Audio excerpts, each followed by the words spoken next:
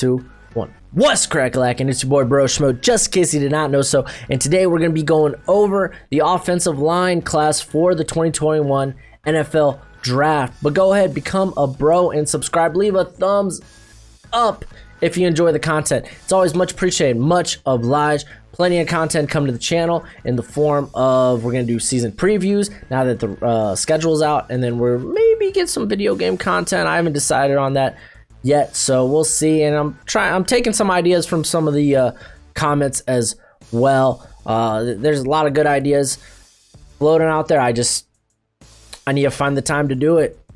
Life, you know.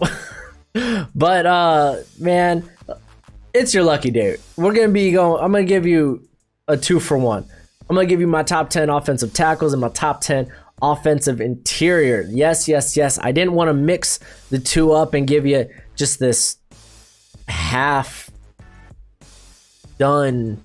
Just this is my top 10 offensive linemen, because I think there's 20 guys that at least deserve to be talked about when it comes to the offensive line. There's actually more. I mean, this offensive line class is kind of good. It's kind of good. So yeah, before I guess we're gonna talk interior first. Yeah, but before we dive into that, a guy that didn't make my interior rankings, literally sitting there at 11, and I feel guilty about it, is Deontay Brown from Alabama. That could change over the course of the year. There's just the other guys I feel more confidently in. So let's start the list with Air Force's own Nolan Laufenberg. The guy, he's just a run blocker. You know, he's among the best run blockers in the nation. Would like to see him get up to that 300 mark as far as his weight. But honestly, the way he played it, I don't think it matters none. He's fine as is. Has some decent athleticism, but he doesn't see too many pass sets. Considering Air Force runs that wonky triple option nonsense, and if it ain't broke, don't fix it. Am I right? They did have some pass plays last year. They did take some shots downfield. They were actually pretty solid in that aspect. Jack Anderson coming in here at 9, a guy that I was very high on at the beginning of the season last year. I had him as high as a first round pick. He just wasn't as dominant as I expected. But he's a very good athlete. He gets to the next level very quick, especially in that offense, that air raid-esque offense there. The boy can move. The boy can move. Alec Lindstrom coming here at number 8 out of Boston College. The guy's got an NFL lineage. His brother got drafted, what was that, in 2018? He got drafted to the Falcons, and the father played in the NFL too. I didn't know that, but the guy's got good size, good length. Another guy that can maybe get to that 300 threshold, that'd be kind of nice. But solid technique, good feel for the position. No kidding, since your family's played in the NFL. Trey Hill here at number 7. He, out of Georgia, the guy, he graded very well as a pass protector and as a run blocker, at least during the second half of the season. Benefit of the doubt, the guy just converted to center last year, so a big year from him, could see him go up the list. Josh Myers at Ohio State. Very good athleticism, but he was a former tackle. You kind of see him get into the groove last year, but at least when I was looking, I think easily he was the least impressive on the offensive interior. But also keep in mind, you had Wyatt Davis, who you'll see later on in the list, and Jonah Jackson, who I just loved last year. So good company to be in, you know. Then on to the top 5. We got Elijah Vera Tucker out of USC. One of the best pass blockers on the interior. He only allowed a pressure rate of 1.1. Ludicrous. That is absolutely ludicrous. Very interesting, though. He might end up playing left tackle this year with Austin Jackson gone. At least I've read that. I could be wrong about that. Let me know in the comment section below. But I think that'd be very interesting. The guy's very strong, and if he can do that, shoot, you gotta love it. Then we got Trey Smith out of Tennessee. I love the move to left guard for him, because freshman, people were high on him being a tackle, but I think the move to the interior really benefited him. You could tell the second half of last season, he was probably among the best interior players all of last year, or at least through the second half of all last year. Good athleticism. Big injury red flag, though. We all know about it. The blood clots in the lungs. That'll be a big thing, and we probably really won't know more about how teams feel about it, at least until the combine, until their medics can check it out. Creed Humphrey coming in at number 3. Very, very athletic for the position.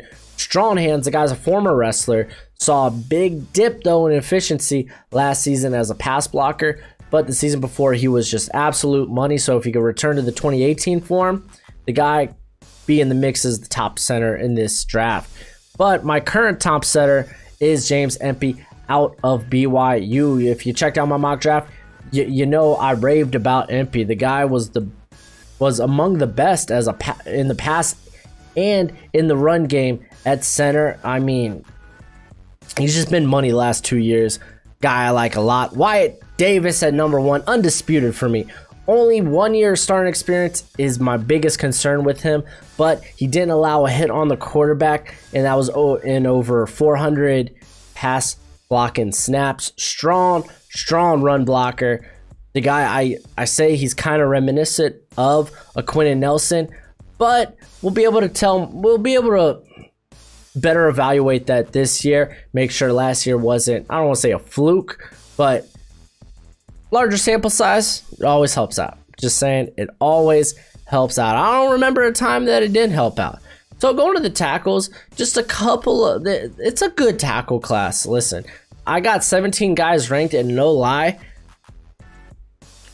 it was hard not fitting the 7 that didn't make it into the top 10. Like, it's very, very close. But we're going to start with Thayer Mumford out of Ohio State. I feel like I messed up that first name. Thayer Mumford. Maybe I didn't. I don't know. But good size, very strong, limited as an athlete, though. I was even saying it last year when I thought he was going to come out. A move to guard might be in his best interest. Liam Etchenberg out of Notre Dame, NFL size, tons of starting experience. Wow, man, tongue twister. Starting experience. He has tons of starting experience. There you go. If you say it 5 times, it helps out. But he has tons of starting experience there on the left. Very good technique, very good instincts. My big knock on him, limited athlete. If you know me, you know I'm a sucker for athleticism. But on the offensive line, athleticism kind of matters less, except for tackle. Tackle could be a big deal. So that might be something to watch. I don't think there's much of a ceiling on him, but he looks like he'd be a solid starter. And those guys typically go in the 3rd or 4th round. So I got him as a 3rd round grade. Jalen Mayfield out of Michigan. Ideal size, 1 year starting experience, and it was on the right side. Not that it's really any different in the NFL, but it matters more in college because you're not going to see as much on the right side. He's got a lot of hype going into this year because he had a good outing against Chase Young. But outside of that, he was really inconsistent. He allowed a ton of pressures last year. I think it was like 20, 27 or 30 pressures last year. So I'm not ready to jump on the bandwagon just yet.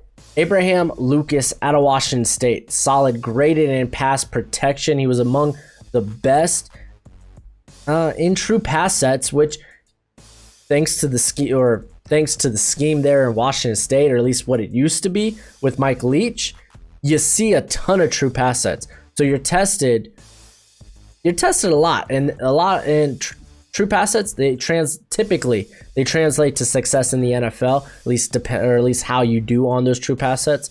But he's very athletic, plays high. It's probably my big knock on him because the guy's tall. He's 6'7", and he tends to get out leveraged and outpowered. But again, that's something that's very fixable. Walker Little here at 6.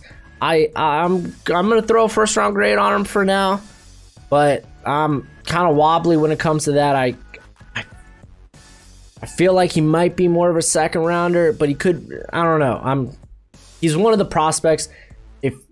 If you followed me like during the course of last year, that Walker Little is a prospect I'm just so frustrated with evaluating, just because the injuries kind of ended the season early last year. I mean, he's got the good size. He moves decently for his size. He's got quick hips, but like, I just don't think he has enough athleticism to stick at tackle. I think it'd be much beneficial for him to play guard, but maybe that'll change. Again, we didn't see a lot of him because of the injury last season, but big plus, he plays in a pro style offense there at Stanford, so there's a ton to like about him. Don't get me wrong. It's just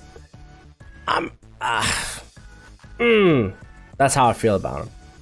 On to the top 5. Rashawn Slater out of Northwestern, a guy I love. He's my dark horse to kind of jump and maybe be the number 2 in this class. He played very well right tackle his first 2 years there at Northwestern, or at least his first 2 years started, and then he had he was elite on the left side last season. The dude was good. I mean, he allowed the lowest pressure rate on true pass hits of any tackle in 2019. And that's including Penei Sewell. What? Yeah, the guy's that good. He had a pretty good outing against Chase Young, which if you're going to give Jalen Mayfield all this hype, then show a little love to freaking Rashawn Slater, man. But he's very good as a run blocker as well. It's just a lot to like about him. Samuel Cosme here, coming in at 4. Played almost 600 pass sets last season.